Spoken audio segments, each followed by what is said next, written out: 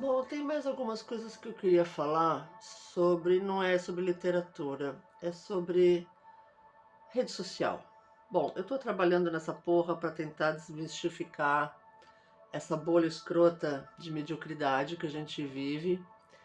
E eu gostaria de ver mais pessoas se engajando sobre isso e se recusando a parecer imbecis diante das câmeras por engajamento. Gente, vocês vão me ver morrendo numa câmera, mas vocês não vão me ver fazendo uma dancinha, agindo como uma estúpida, como uma pessoa demente, com toquinhas de plástico, com limpador de privada como microfone. Eu me recuso a agir dessa forma, porque a minha capacidade intelectual não me permite um rebaixamento moral dessa forma.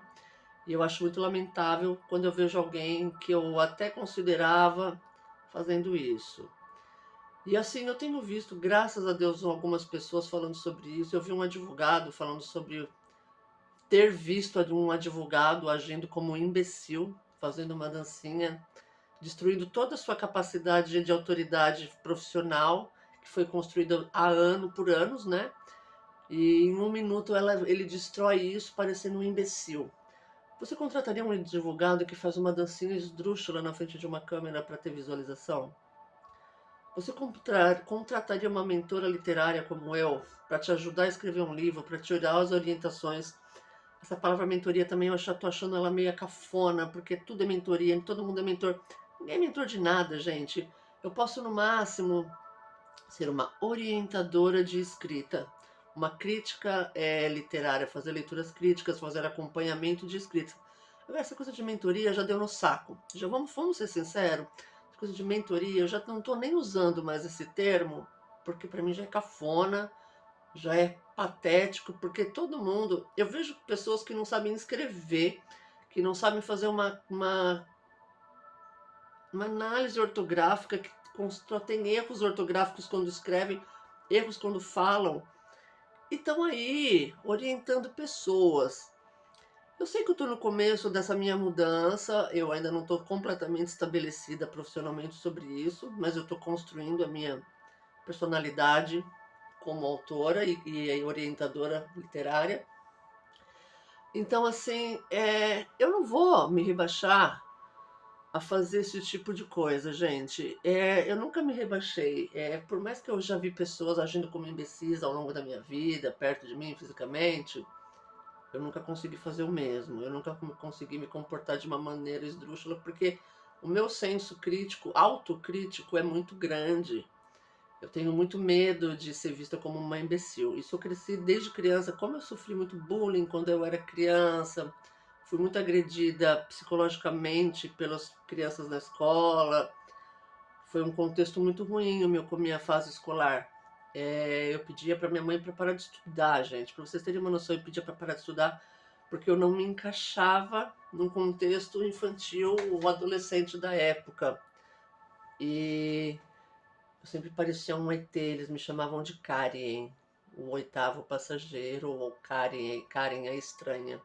Uma, uma relação ao filme do Stephen King, Carrie a estranha, que é uma garota que sofre bullying e depois se vinga de todos, mas eu nunca me vinguei, porque a vida em si já me vingou sobre essas pessoas todas, é engraçado.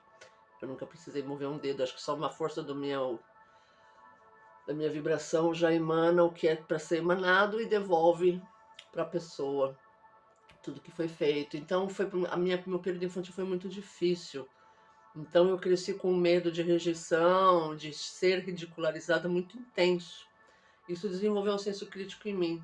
Graças aos livros que me trouxeram tudo, eu desenvolvi um senso crítico, autocrítico muito grande, e sempre me recusei a parecer uma imbecil, mesmo tendo algumas pessoas ao meu redor que agiam dessa forma.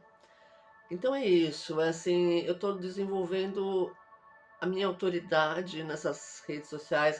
Porque é tão cansativo, é tão chato, é tão entediante tudo isso, ter que lutar com o algoritmo. Eu sei que eu não sou vista, eu sei que eu não tenho entrega, eu sei que eu não ganho visibilidade, mas ainda assim eu confio no meu potencial, na minha autoridade literária, no meu conhecimento literário, e eu confio nas minhas capacidades. Eu sou capaz de falar, que nem eu faço os vídeos literários, eu sou capaz de falar sobre um autor sem roteiro.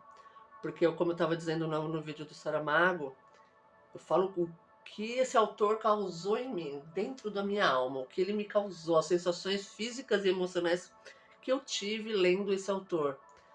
Roteiros produzidos, pessoas lendo prompt, tem um monte, milhares de pessoas fazendo isso.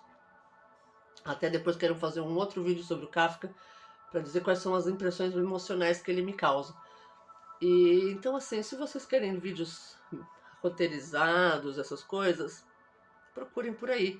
Aqui os meus vídeos são sempre emocionais, porque eu acho que a minha arte, ela tem que ter o auge da minha emoção, a mais profunda, a mais triste, a mais horrorosa, a mais sombria, a mais eufórica. Então eu sempre vou falar de maneira emocional. Então, os meus livros, se vocês não sabem, eu tenho 4 livros. Eu retirei das publicações porque eu estou tratando com algumas editoras aqui. As coisas estão um pouco paralisadas por toda essa loucura que eu estou vivendo, reestruturação. Devo reabrir eles na Amazon para venda, vou colocar na Hotmart e no Kiwify também. Mas é tudo um processo técnico que é um porre para mim. Quem quiser me ajudar, eu agradeceria imenso, porque essa parte tecnológica de marketing digital é difícil para mim. Eu estou estudando, mas eu não tenho muita capacidade intelectual para isso, eu confesso. Para mim é muito difícil desenvolver essa coisa do crescimento digital. Mas eu estou estudando sobre isso. Quem sabe uma hora a coisa vai. Então ainda eu estou eu tô aqui, eu falo na corda bamba profissionalmente, porque eu estou construindo uma nova carreira, apesar de eu já escrever há 20 anos, 22, 24, por aí, é o tempo que eu comecei a arriscar os meus textos. Eu agora, a parte das vendas, do digital, da divulgação, é muito complicado para mim. Então, se eu tivesse algum tipo de ajuda inicial, eu agradeceria muito, porque até mesmo um autor muito consagrado na cidade que eu nasci, em Osasco, em São Paulo, ele um dia me procurou, mas não me ajudou em nada. Ele queria apenas, ele disse que ouvia muito falar de mim nas rodas literárias em São Paulo, não sei como, porque eu não tenho essa visibilidade. Gostaria, apreciaria imenso estar em todas as feiras, em Frankfurt, em Londres, na Itália, e na Flip e todas, eu gostaria muito de estar, mas ainda não estou. Quem sabe para o ano que vem, se tudo funciona bem. Mas esse homem também não abriu uma fresta de uma janela para me ajudar a entrar no mercado editorial.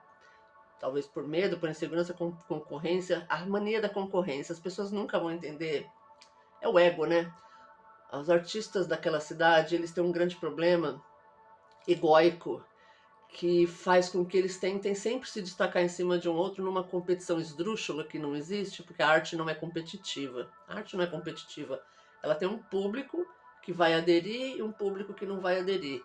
Mas as pessoas naquela cidade, elas vivem num tormento, naquela bolha pequena e rasteira que eles vivem, de quererem ser um melhor do que o outro. Gente, desculpa, ninguém é melhor que ninguém na arte.